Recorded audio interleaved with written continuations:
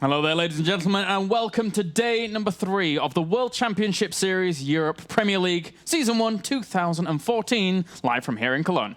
That's right. We have 4 players who have already made it into the round of 16, and we continue the fight towards finding 16 players to play live from Cologne in a couple of weeks' time, fighting for their share of $130,000 for grabs. That's a lot of money, Sean. We've already had 2 days worth of games so far here in the Premier League, obviously with Group A concluding, and then we moved on to Group B, and we found out our 2 players advancing on. Yeah, unlike day 1 in Group A, this was a little bit more predictable when it came to the outcome. We expected Jack G to go through, and most people expected Nurcho to follow him.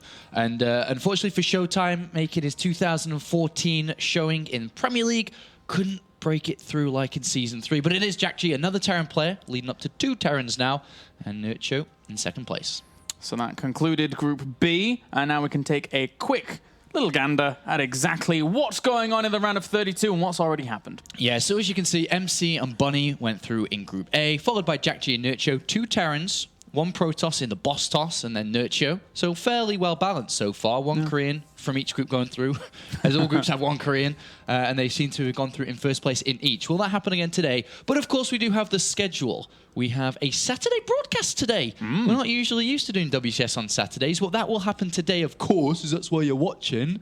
But it happens next week as well. So we'll have a Tuesday and Thursday broadcast next week and on Saturday, the 1st of March. And then to finish up the round of 32, there will be another Tuesday and Thursday broadcast the week after. Good stuff. A lot of StarCraft action to come here from the World Championship Series. As now we move into Group C, which consists of VortiX, 4GG, Baby Knight, and Lilbow. And why don't we start off with a person who a lot of people are looking at as one of those non-Korean high hopes here. It is VortiX. Yeah, it's his 4th time in Premier League, and he performed very well last year in 2013. Started off and just progressed better and better with each season. Round of 16 into a quarterfinal finish, into a semi-final finish, and of course represented the Europe region in the Season 3 finals. There is a big question mark, though, surrounding his current form and shape, because we haven't seen him do anything yet in 2014. But a little birdie, or many little birdies, and this is not tweets, not Twitter, not birdies like that, but other birdies have told me that he's in really, really good shape right now, and he's top of the Grandmaster League as a barcode Zerg. Yeah, well, and then we move on to our 2nd player for today, a Korean that was one of the very first, actually, to move over to the European scene. It's 4GG. Yeah, another veteran in the Premier League here in Europe. His 4th time just like VortiX. And I think a lot of people are expecting big things from him right now. He's already started his campaign for 2014 strong. As you can see, he's ranked 8th in the WCS ranking system with already a top 4 finish at ASSRG and the 9th to 12th position finish that he had in Cologne just a few days back. Unfortunately for him, losing out to Liquid Hero, the eventual champion of the entire tournament. But I think people looking at this group are expecting 4GG to be a 1st place finish. And then 3rd, we have a toddler with a sharp implement on his belt. It is Baby Knight. Just like the other 2, Claris. It's his 4th time in Premier League. Each one of them was present in 2013, and here they are again in 2014. Baby Knight, actually, in 2013, in Season 1, we saw a massive performance from him, where he was to be able to beat anybody. He went through Grubby, Stefano, VortiX, who's actually in this group. They've got quite a lot of history, actually, in the WCS. And he's been able to perform very, very, very, very, very well, but surprisingly, has never finished above a 5th or 6th place finish in his StarCraft 2 career. And I found that really, really interesting. But on a good day, I think we all can agree, we can all hold hands and look each other in the eyes and say, on a good day, Baby Knight can beat anybody. He certainly can. He was the legend killer, as you've just told us. But then finally, we have the underdog of the group after recently joining XMG. It is Lilbow. The youngest player in today's group. Welcome to the Premier League, and this is one big day for the Frenchman. This is a massive day for him. This, if you look at his history before, he hasn't really done anything in StarCraft 2 when it comes to massive results. Only joining StarCraft 2 towards the end of 2011. He was, at the end of Wings of Liberty, and this is how new he is, was only a top 25 Master League player when he attended his first offline event in France. He was able to finish top 3, and from that point on, he said, I'm going to go competitive in StarCraft 2. And then fast forward a little bit here, he's been picked up by XMG, who was scouting a young and talented player to pick up and put in their team. And this is the outcome. Here he is. He's found himself in Premier League through Challenger, where he was able to win 3 games to 2 over Tefl. It's definitely going to be a difficult day for him, and it's a clear underdog, but can he bring performances? Yeah, I mean, that really does show that people can come from very, very humble roots and actually work their way up to WCS Premier, like Lilbow there, who, you said it yourself, top 25 Masters and attending a LAN and going all the way through that. That's impressive stuff. And that brings us neatly on now to our games for today. And in fact, we'll be starting with that young contender. Yeah, as he goes up against VortiX, the veteran, really. And then our second game is going to be Baby Knight versus 4GG. Both games, actually, I'm very looking for. This is a very good group. Actually, I'm really excited for this one, more so than Group A and Group B. And of course, if you didn't know the format, I'll walk you through it once again. Hold my hand. Let's cross the road together. These first 2 matches will obviously have 2 winners. They will go up against each other in the winners match at the top, where they will fight for the first place in this group to advance to the round of 16. The losers, though, will drop down to the lower bracket, where they will face off, and the loser of that game, unfortunately, goes down to Challenger and will have to re-qualify for Challenger League and make his way through into the next season of WCS. And then once they have one winner, they will play the winner of the upper bracket game for the second spot available. So without further ado, let's get ourselves into game number 1. Series number 1, in fact, as we have VortiX versus Lilbow. You already mentioned that Lilbow was able to defeat Tefl 3-2 in Challenger and then move up to this position. But when it comes to the European scene, VortiX is that step up from Tefl. Now, can he bring a performance to defeat VortiX? Well, I think it's safe to say if VortiX is not in shape or is in shape, no matter what, I think he's a harder opponent than Tefl was in Challenger League. So it's going to be a more difficult time for Lilbow to do this. But, well, he's going to have a couple of tricks up his sleeve, I'm sure. He's been practicing a lot recently. I managed to catch up with him this afternoon. He's been practicing with Salt the Wound, another member of Team XMG, and just preparing solidly over the last couple of days only to play VortiX. He did say that he didn't really want to play VortiX, though, which is the other side of this. He would have preferred to play 4GG or Baby Knight to start with in this group. So he's going up against the harder opponent that he personally feels. But as VortiX, we know it's his 4th time in Premier League. And today's group, I think a lot of people are saying 4GG first place. Is it VortiX or Baby Knight in second, though?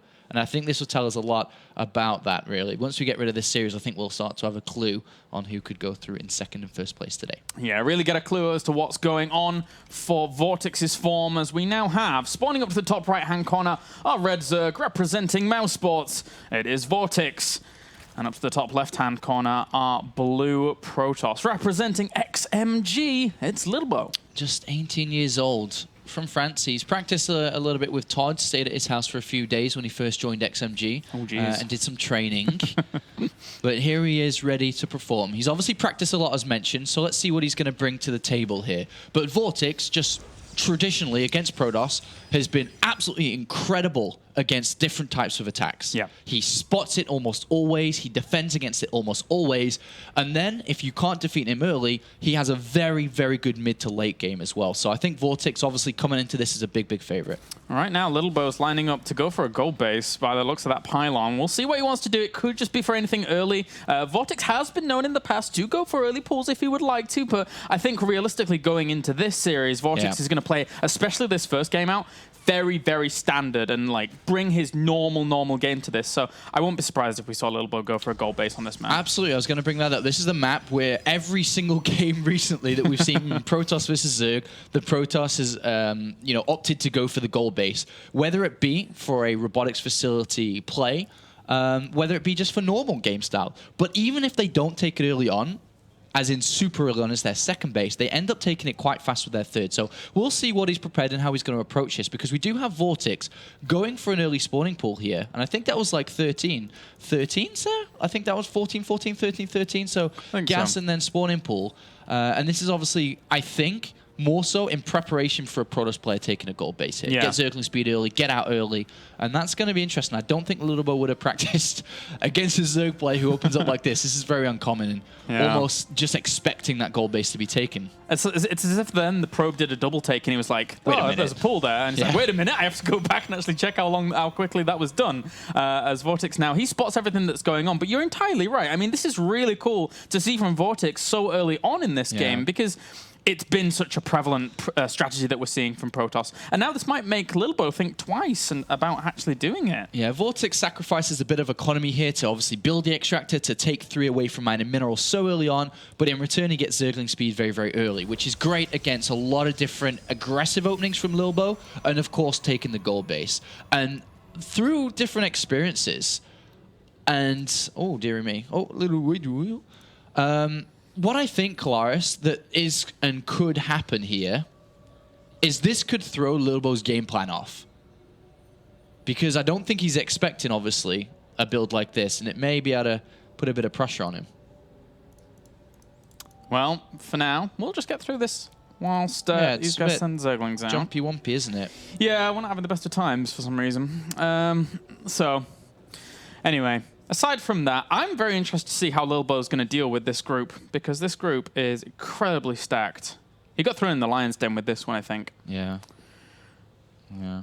I don't know what's going on here. No, nor do I. A couple of hiccups. It feels relatively similar to what we had at the day number 1, actually. Yeah. There's you, there's me, there's you, there's me. To me, to you, to me, to you. And nobody outside of England gets that at all.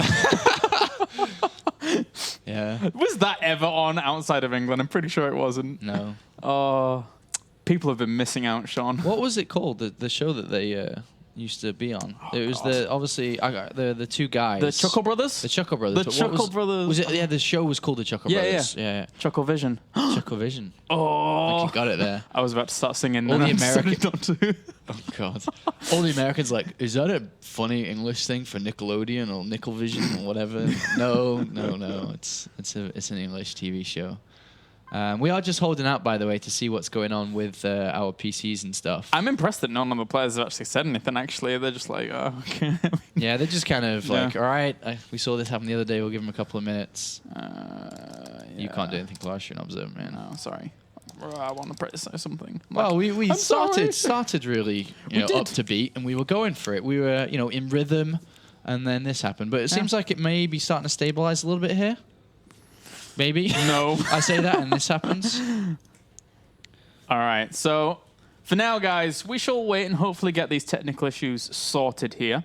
Not a whole lot we can do here at the desk. Obviously, we're just waiting to hopefully get back into these games. But as I was saying before, really stacked group. I have to echo your sentiments. I also am very excited for this group. Compared to the last two, it was like, oh, yeah, What excites you the most about it? About this group? Particularly the fact that you have 3 people that legitimately have a shot of going through, and then obviously you've got the underdog of Lilbow that, if an upset would come from his end, you know how us English people like an underdog. So I would like to see him do Yeah, that. there's 3 really big players in this group, of course, and then the 1 underdog. So this is going to be a good group. I am looking forward to it, to really find out who can advance and get some more players in that round of 16. All right, well, I think, guys, we're going to go to a break. And then when we're back, hopefully we will have everything sorted here for you at the World Championship Series Europe. Don't go anywhere.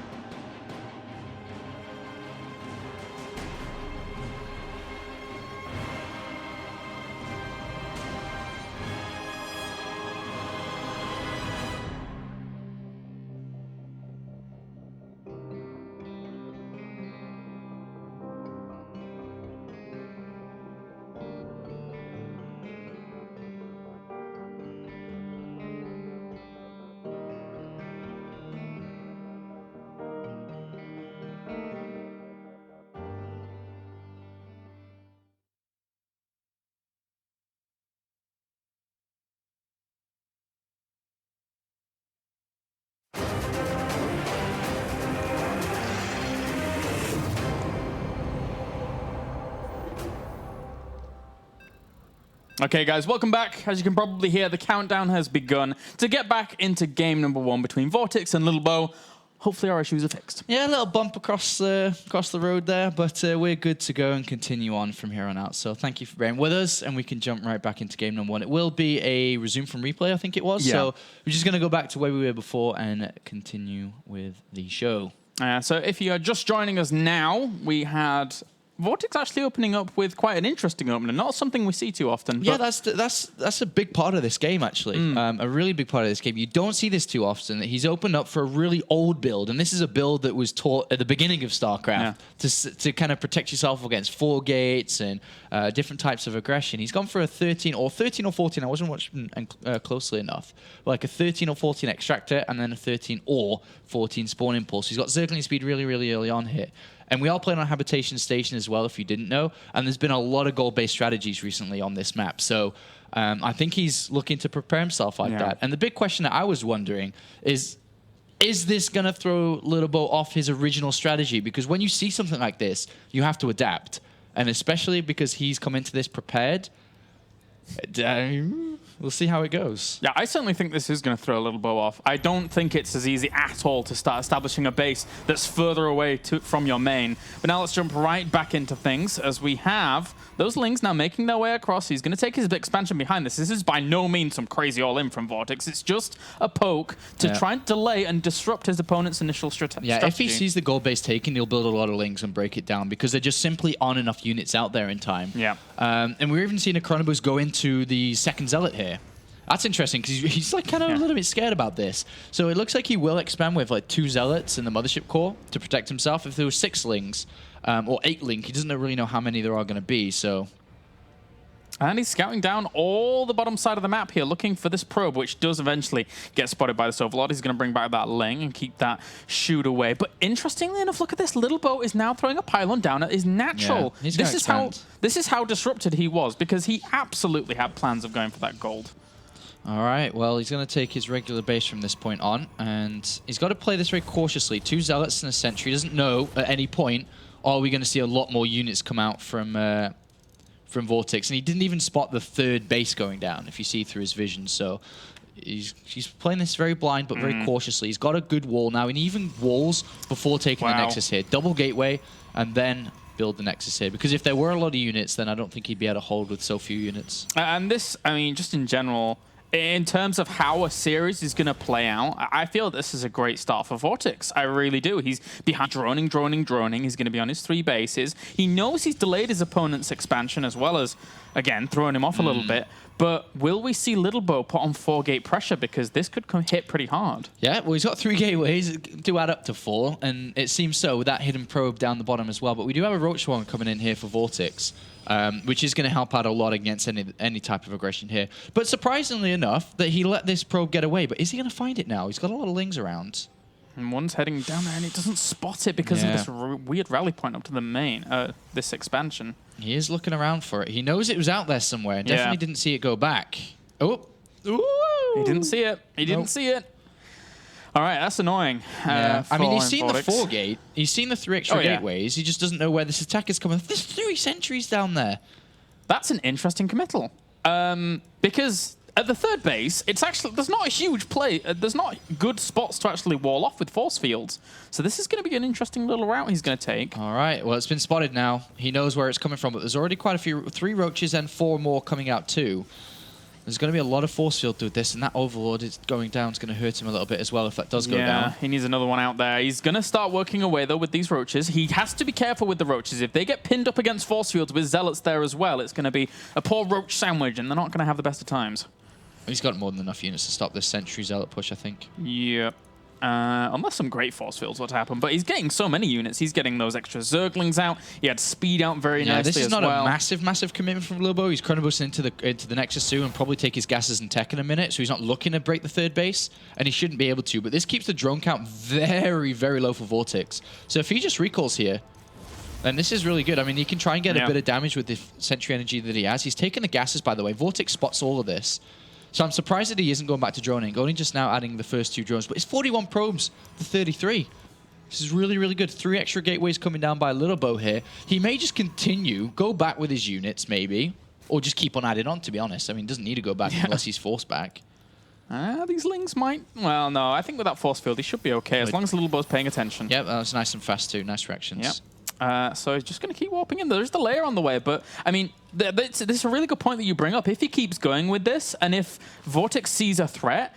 He hit with the 4 gates so quickly that the drone count wasn't really there to support a sustained push. It eventually will be able to push this off if it was just a 4 gate and then a fallback, but... It's now a 7 gate. Yeah. And Vortex knows this, by the way. Just keep that in mind. He's seen everything so far. So he has to take a bit of a fight and try and trade some of this off. Good force fields will catch a lot of those roaches at the front, but they don't manage to seal them in fully. Has to throw down another force field. Whilst the roaches from the back are trying to swing around here, some of the roaches from the low ground are actually getting a lot of those sentries with a lot of energy as well. I think Vortex is going to be fine. Yeah, I'm surprised there was no time warp used. Yeah. If he would have actually landed that on the ramp and stopped those roaches from advancing on, then he could have saved a lot of those sentries. And now he's really low on units here. He obviously can keep warping in, but so can Vortex. There's the first time up. I think he forgot about that. Perhaps. Well, he pushes on once again. He has a lot of stalkers, but all he need to do now is make a lot of Lings, and it's going to be really, really difficult for Lilbow's army to deal with. Yeah. Remember that Lilbow still has a better economy here than Vortex, so doesn't need to rush into this. Just keep on, increasing his army count and build sentries once again. But Vortex, with his roach speed, is going to make it a lot easier for him to engage here. All he needs to do is stop this attack. Likewise, Lilbow just needs to break his opponent. And he's going to continue on. I mean, that's a lot of firepower that the Stalkers actually have, because there's just in general quite a lot of them. And he's trying to lure it back. 4 force fields does get quite a few of those units that have to retreat on out.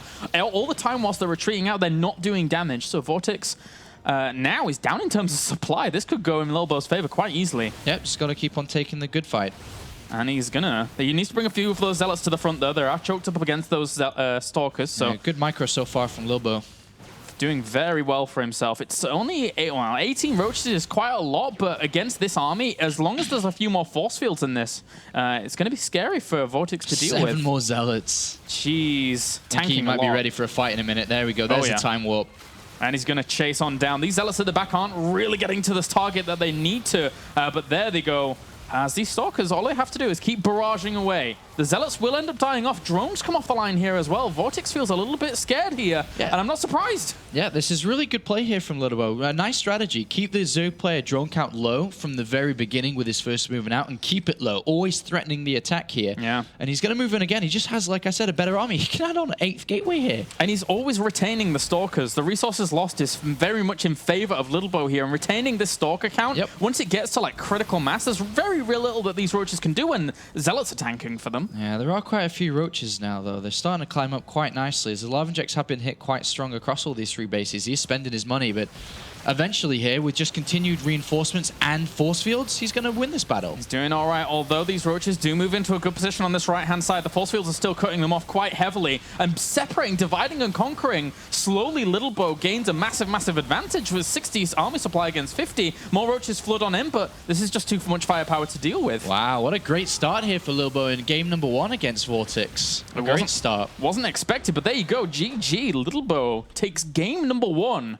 And you're right, a very nice start for him indeed. What are we going to call him, Lilbow or Littlebow?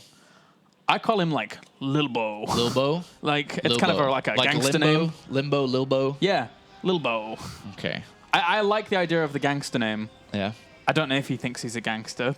Maybe not. 18-year-old gangster. He's like from the hood. That's a very good start from here, though. Obviously, coming into this group, I think people are arguing who's going to be second place with 4GG, and they're not even considering Lilbow in this tournament. So that's a fantastic start for him against a 4-time Premier League player. And not just a Premier League player, but a high-finishing Premier League player too. Yeah, certainly. He did very well during the Premier Leagues in the past. And Vortex was one of those guys that surpassed the expectations that we had even for his brother at the time, who we considered to be like, he's gonna win a tournament, and then he never did, and then he disappeared.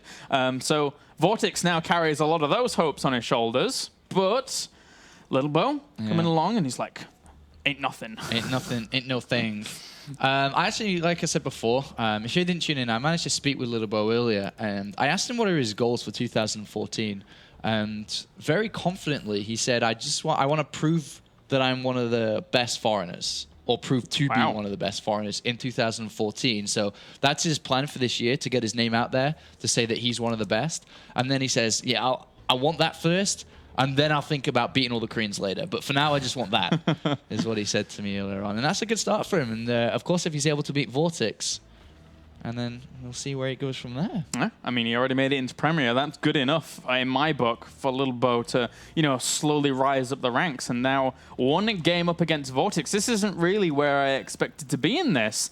It was an interesting game, a very interesting game in terms of how VortiX opened and in terms of how Lilbow actually reacted and then continued putting on that pressure. Because again, we mentioned it, both of us, once you're in that position as a Zerg and you don't have the drone power behind you, you get stuck. You get completely stuck. Nice adaptation, though, from Lilbow, considering VortiX's opening there. And, we talked about how the drone count was low. That's one of the factors to why it was low, is because just the simple opening that VortiX chose.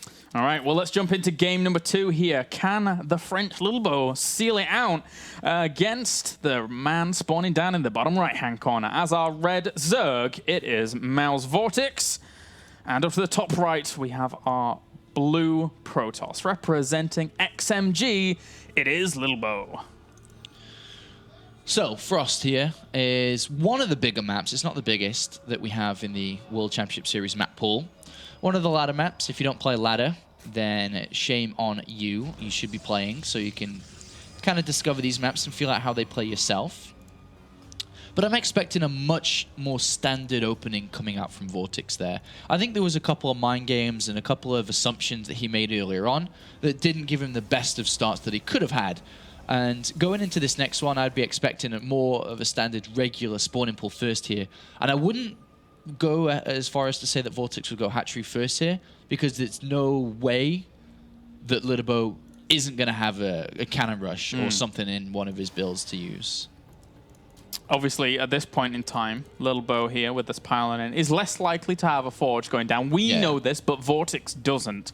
So it's very important that VortiX does cover himself like that. But he's not going to. He's going to go hatch first anyway. Oh, wow. Sick. So if Lilbow was to be going for a cannon rush here, he could have been quite successful. Yeah. It's never guaranteed against a hatchery first, but it's definitely a good start. But that's not going to be the case here. Look at VortiX's overload. Actually pokes down to the left first, then goes up, and that'll see any early probe that comes in. So he's actually got a bit of defense, so a bit of a heads up if there was to be those type of rushes. Yeah, good insurance policy. I think it's important to note that before we get into this second game, whilst we were talking about Lilbow during the break, I understand fully that I am the least gangster person on this planet. So let's not read into any of that. He is opening for a very greedy build here. Very greedy, actually. Much greedier than VortiX's build. Nexus and then Gateway, then Pylon, then 2 gases is a very greedy build. He has almost no protection against early openings here. And he hasn't taken the second gas yet. I think that should come in a second. Yeah, they're usually both taken at the same time, but he's taken one first and then the second one after. A little bit later. I guess it just lines up with his ideal position here.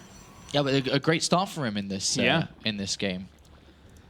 And if you didn't know, Lilbow is full-time with playing with XMG. No school, no nothing. He's just playing day in, day out.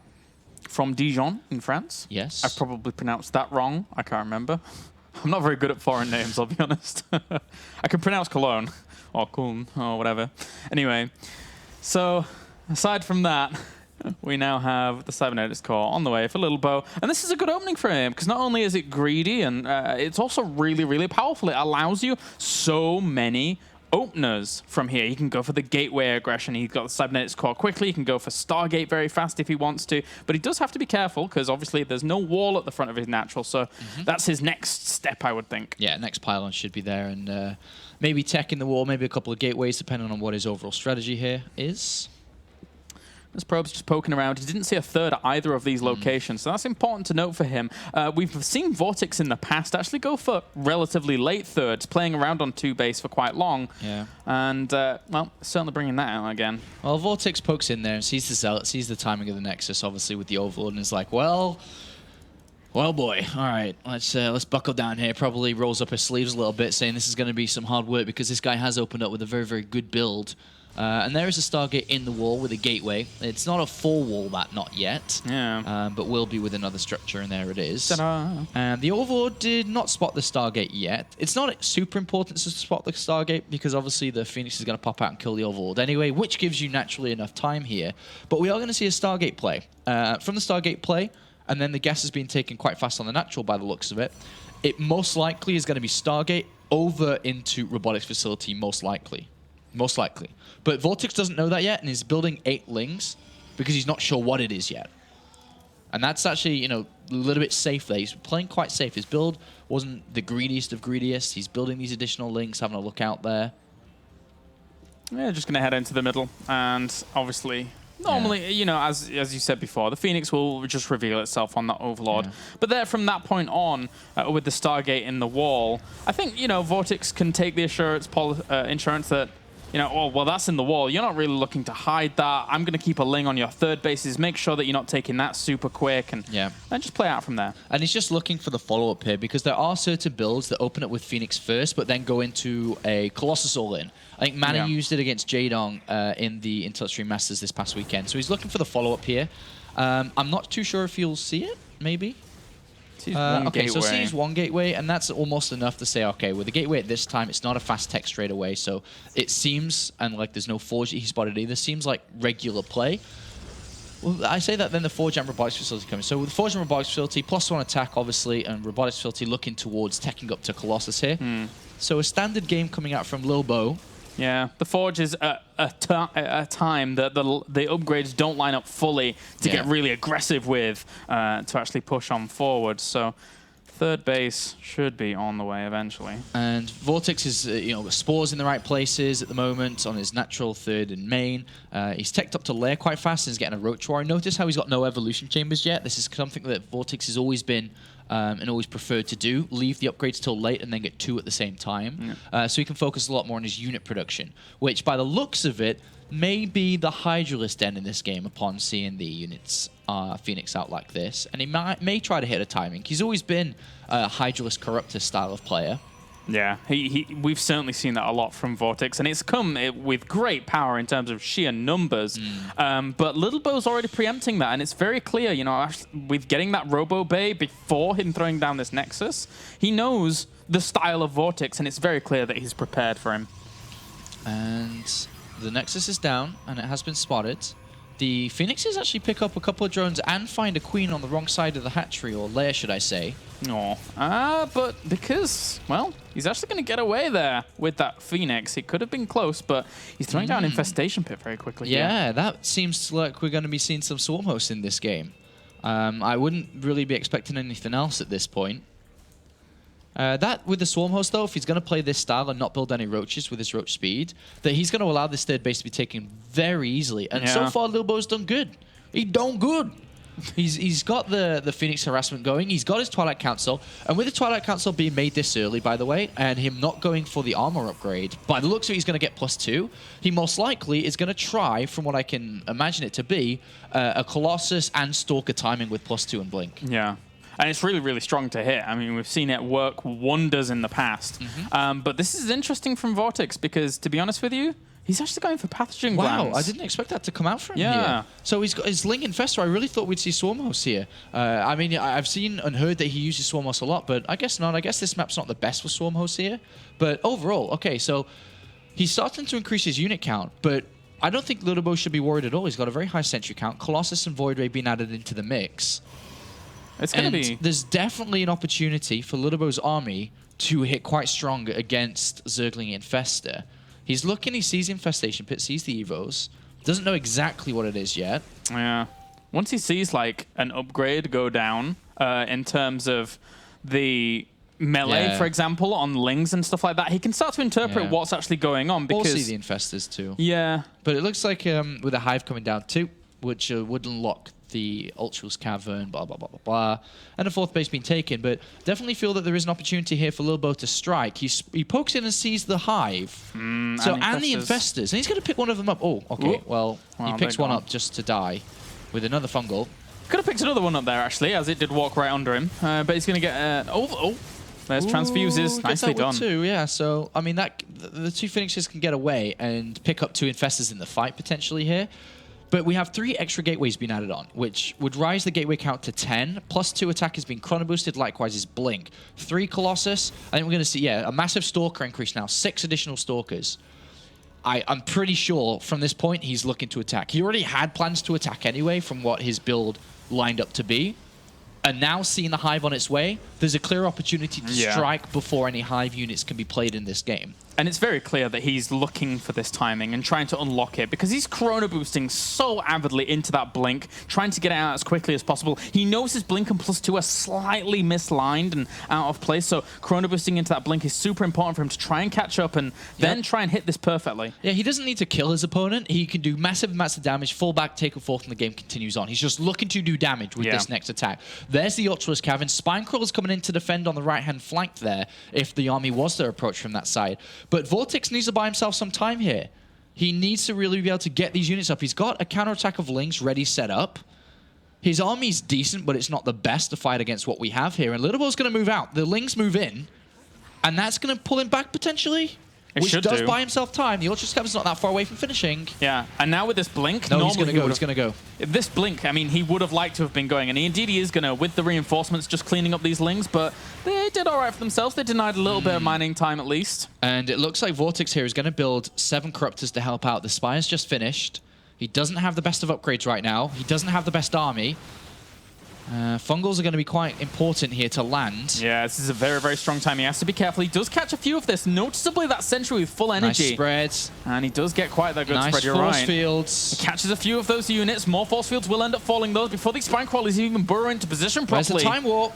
And he needs to really slow those units down. If he catches them on the ramp, that would be nice, actually. But there's still a very, very good spread here of these Stalkers doing quite a bit of damage. Infested Terrans have landed right next to those Colossi, though. If they start focusing them down, they could do quite a bit. He's going to try and overwhelm as best he can do. 90 army supply against 83. Brings down 1. Blink, blink, blink, blink, blink. Can he bring all of this down in the end? The Blink Stalkers are the good follow-up from this, and if he just keeps on piling through, he might have critical mass and break him. Yeah, there's Roach and Lynx coming in, and remember 2-2 upgrades aren't that far away either. But there's a confident blink forward here by Lilbow, and he's going to cut the reinforcements, which are going to come from different pathways now, and a Colossus remains alive. It seems like he potentially hit his timing, but it's not over yet. 2-2 on the way, 4 Ultralisks on the way. There's still a lot of Roaches, a lot of Queens. The 4th base is going to be broken here by the looks of it. But he's doing that damage, right? Yeah, and the Mothership Core died. That was actually a very important part that he missed, was the time warps. That would have changed the fight quite drastically. But we are going to see the Ultralisk, 6 Ultralisks.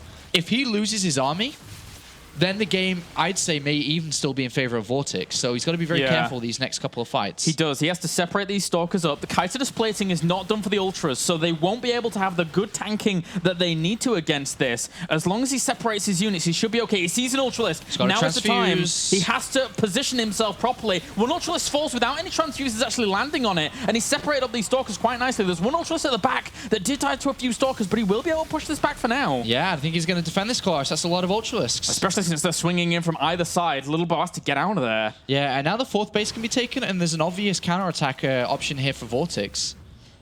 There really is. He's got a couple of Fungals available. If he locked a Fungal on this, by the way. The Infestors on the right-hand side, they're trying to get past the Ultralisk, but it's too fat. Poor little fellas. You fat Ultralisk. And the thing is now is that the Lilbow, he's trying to prepare for these Ultralisks, but all the while we see VortiX with a little bit of a bank going up to Greater Spire. So if Lilbow can't do this, he's going to try. He's going to try and separate some of these units up, but the Ultralisk is still providing ample tanking, and that Colossus will end up falling as well. This is too much for Lilbow. And like I said, he did hit quite strongly, but he's kind of overstayed a little bit. May have, you know, looked at going back there, and VortiX has got a lot of units out right now. Great blink there. He's able to pick off one of these Ultralisks. There are no Infestors, so it's going to be hard to keep track of these Stalkers all times. Yeah, it's good kiting potential here from Lilbow, who brings in an Immortal. He's throwing on down an extra Robo facility, but again, the next step is coming from VortiX. Slowly here, that Greater Spire is about to finish, and then he doesn't actually have any Corruptors. He would be all right to make some, but he doesn't have any gas either. Yeah, that's a very smart addition there by VortiX. Very, very intelligent. Going over towards the Greater Spire. These Stalkers, even though they're great against Broodlords, what are they going to do? Blink underneath with Fungals and Ultralisks and Roaches? Not so much. If VortiX attacks here, it's a mistake, because he doesn't need to fight right now. He's got a big, big tech incoming. He knows his opponent's on 3 bases. It would be a mistake to fight in this. There's Immortals, there's a lot of Stalkers. He's putting a lot of indirect pressure onto his opponent. But if he takes a fight here, I'm going to lose my mind. Yeah, especially since he only has 4 ultras with this army. It's not really a base breaking composition against this kind of army that's so well spread out, so prepared for these ultralists, and he's actually going to go for it on either a flank. How well is this going to work out? These units up to the north are bottled up, as are the ones down to the south. There's Immortals as well as cannons also working down to the south. He's going to trade off a little bit though. Is this even working for him, do you think? I think so, in the end. I'm not sure. There's these ultras and cannons on the high ground. He has the transfuses. I mean, Immortals. He's losing a lot, though. This is a very good position for a fight for Lilbow. The thing is he's trading off enough, I feel, to then have the follow-up, because he killed so many Stalkers, right?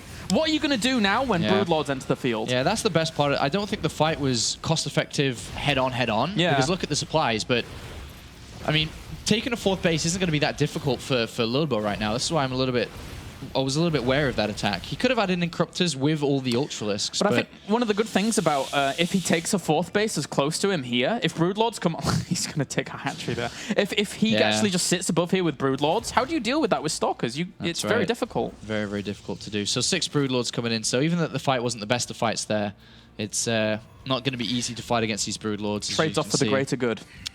Yep. Suppose so. The Observer just saw that, though. So now he has to be... Well, he's still making 3 Immortals. I mean, yes, it's important to deal with there's no money to Ultras. tech switch right now. Yeah. You kind of have to stay, I imagine, on Stalkers. You try to go up to any air units, you're going to have a very, very difficult time. So he'll have to try to smash through the ground army and then hope to God that his Stalker count of 4 can get to the Broodlords. He blinks into the jaws of death when it comes to those Ultras, and I'm not sure that's going to work out too well. The Broodlords now positioning themselves forwards. Fungals is going to help out quite a lot in this. He has to move back. This is a really, really hard spot for Lilbow here. Cancel incoming. Bye-bye. Yeah. It's very difficult here for Lilbow, as now, unfortunately for him, Vortex just has an army that he can't compete with, and what's he going to try and do with 5 Stalkers and 3 Archons that are not going to get under those Broodlords anyway? No, even if he tries his Lings, it'll just pounce at any moment. And this has been played out well, by Vortex here. Even though he was taking a lot of damage, it looked like he could die to that attack. He didn't. He survived. He got to the tech. He was able to continue on with this game. And as you can see, he's in a leading position.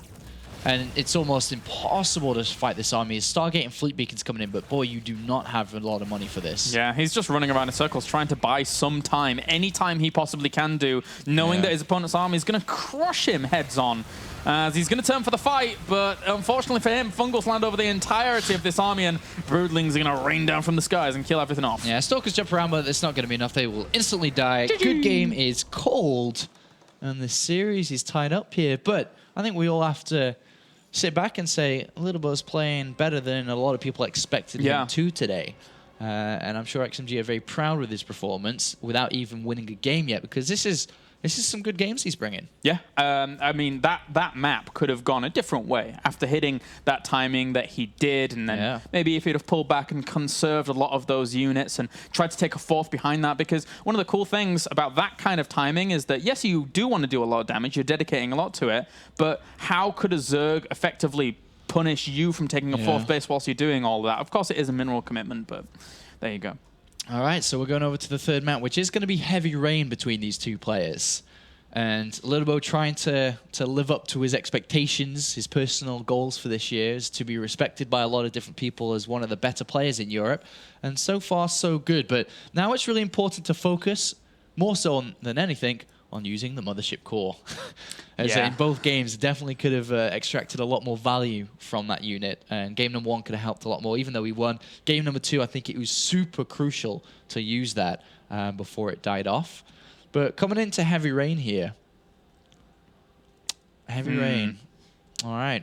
You were mentioning before that you've found that VortiX is using quite a bit of Swarm Host play. Yeah, that's what I expected to see from him in that last game. But he uses it in like a Jaedong style, where he'll go for Roach, Ling, maybe Hydralisk into a Corrupt to attack, and then uses aggressive +1 attack, +2 attack into Swarm Hosts. Right. That kind of style. Ah, okay. Well, it could work out on Heavy Rain. Heavy Rain's a good map for Swarm Hosts. Yeah. But at the same time, I also feel that this is a really good map for VortiX to go back to his normal style of heavy Roach Hydra mid-game push from all angles onto the third base, because it's really, really open and something that could work in his favor, but we'll see how Lilbow wants to play it out. Yeah, may not even look to take a third man. Might not at all. All right, let's jump into the third game here. 1-1 apiece as we have spawning down to the south our Red Zerg. Representing Mouse Sports, it is VortiX.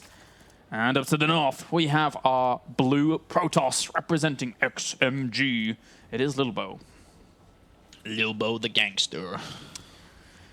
I wonder if he is a gangster. No, probably not. No. Let's play StarCraft. There's no gangsters in StarCraft. Confirmed by Apollo. Not in France. Don't tell Todd that. God.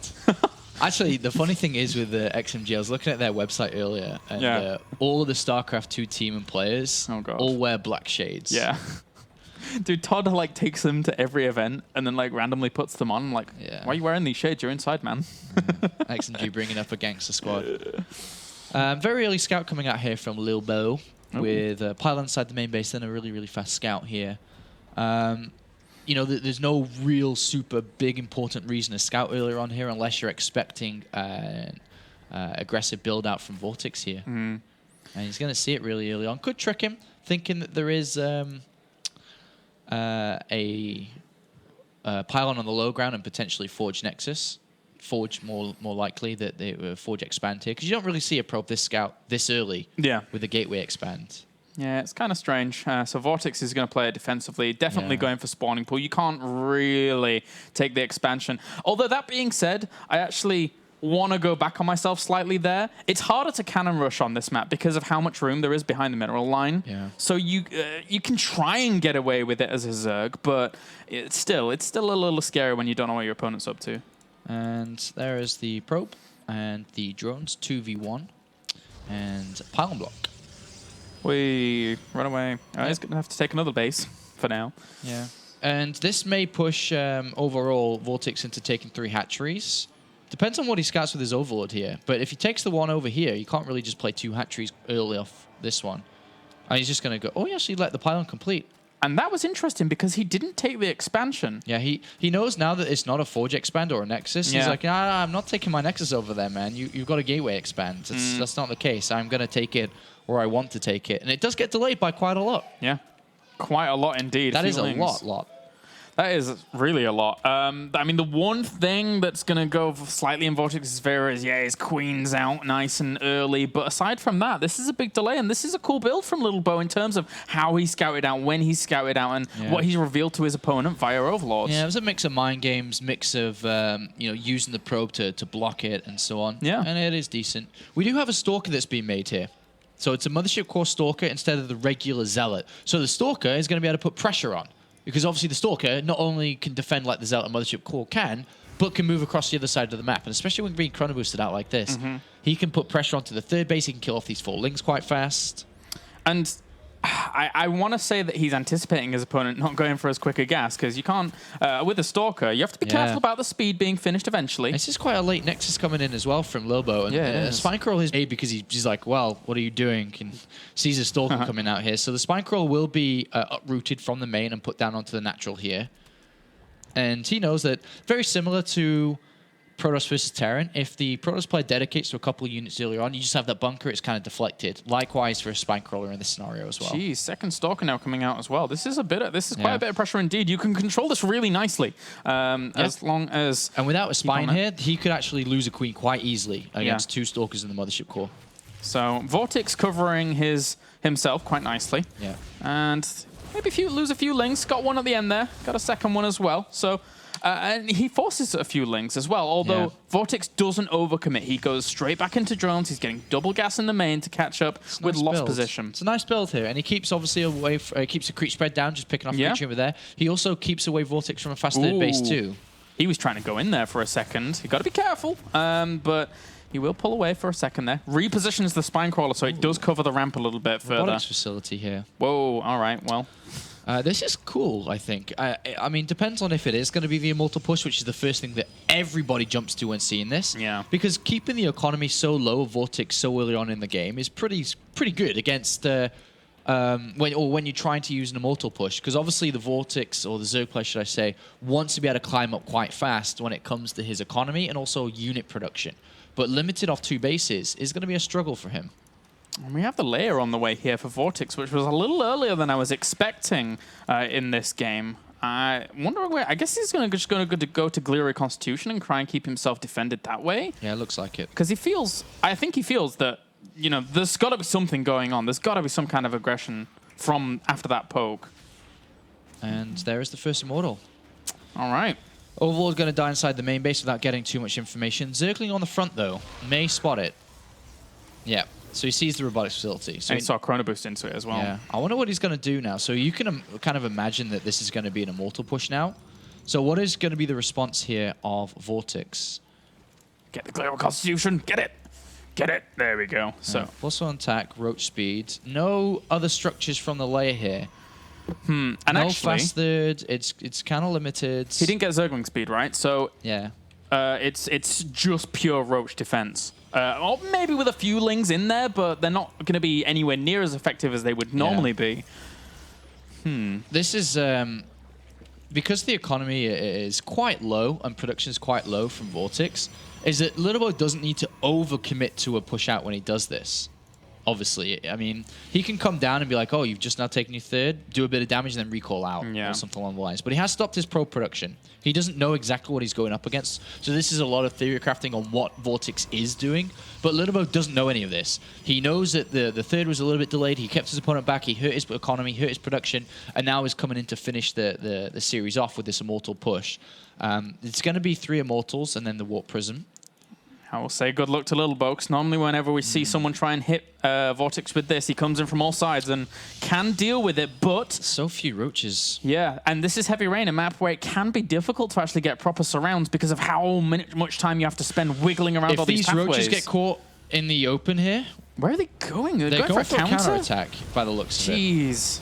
That's ballsy. This is going to be... Roach Borrow's being made, or Borrow and Roach Tunneling Claws. I mean, he doesn't know where his opponent is right now in terms of positioning, but likewise, Lilbow doesn't know that all of those roaches just move over to the left-hand side. He needs to go with those roaches now and buy time. Vortex is going to sacrifice his third. He's going to have to defend for it. There's no way he defends his third. Absolutely no way, you're right. And even that Spines is set up in a position that's kind of... What is he doing? Is he recalling? I mean, he has to do something, right? Those roaches he doesn't want to. He obviously doesn't want to recall, but he may be forced to. He gets forced to recall. Oh wow! Roaches, get out! Run away, roaches! Run away! Oh, he gets the sentry with a lot of energy, and well, there was plenty more sentries where that came from, unfortunately for him. So he does lose quite a few of those roaches, but he buys so much time. Buys more time. So he lost what, maybe 6, 7 roaches, but has built more than 6 or 7. Yeah. In time when that movement came out. I mean, there's 11 in production right now, so this is a good move for him. Very, very good. There is not an observer with this, so Burrow and Tunneling Claw is going to be pretty important. And why are these units here right now? I don't know. They were warped in, but hotkeyed with the army. Yeah, that's a sad loss there for Lilbow. He doesn't want to lose any units in this push. I mean, and losing that many Stalkers just there, 3, going down from, you know, those 11 to 8, you need all the firepower you can get behind those force fields. Well, a couple of roaches in the middle are going to get caught. But he's going to go for another counter. Yeah, and he's got Burrow this time and can actually go into force fields and stuff. And there's no observer out right now. It's in production, but if he were to get that robo facility, if he were to get... No, he's not going to get that robo facility. Not in time, no. No, so he could have denied that, actually, and Burrow would have been extra strong, but... Well, this becomes weird. He's trying to get up to the infestation pit, which you can only imagine is for Swarm Host here, to Burrow, in hope of no observer, but there is one. And now we have this weird base race, and there are no drones out on the map, by the way. They're trying to defend. And there's quite a few roaches from behind here. No time warp again. The mothership core not used again. A lot of the drones trying to filter through some of these force fields and get on top of these units. Nice micro as well from these roaches. And this is going to be really hard for Lilbow to do anything about because, I mean, he's lost all of his probes back at home. There's like 13 left out on the field. He's left 4 sentries at the back. Look at all these sentries with energy that haven't done anything. They could have been difference makers. I think this is a ring around the rosy here, as we like to call it in England. Poor little fellas. Look at them. They're like, oh, only just now did I realize I have these. They have so much energy. Really nice play from Vortex. really good play, considering. Yeah. This is 2 base economy. This is limited production. This is not bad. This is pretty good. This is pretty good. This You're is right. pretty good from him. The counter attacks, there's good surround there. And now Lilbow's like, I was so close, but so far. Oh, GG. It actually hurts me inside to see those 4 sentries not having done anything. Yeah. And Mothership Core not used again there. There's just a couple of things that he could have done to make himself stronger in that position. But overall, in the bigger picture, a good series from Lilbow, I think. Yeah. A very, very good series. I didn't expect him to go toe-to-toe with VortiX there, who is a premier mainstay. He has been here time and time again. He's been at the top of foreign tournaments, or at least trying to push for those top positions in like foreign tournaments. 4 top 4s or something VortiX has got in his career. So, good shot by Lilbow. Not quite enough. VortiX will advance onto the winners game here in Group C, and that means now we will be moving on to our second series. Yep, that's going to be 4GG versus Baby Knight. I'm looking forward to this one. Millennium Team Kill. I am looking forward to it. Millennium Baby Knight doesn't sound right in my head just yet, but we'll be getting onto this in just a little bit. So don't go anywhere, guys. The World Championship Series Europe will be back in just a little bit.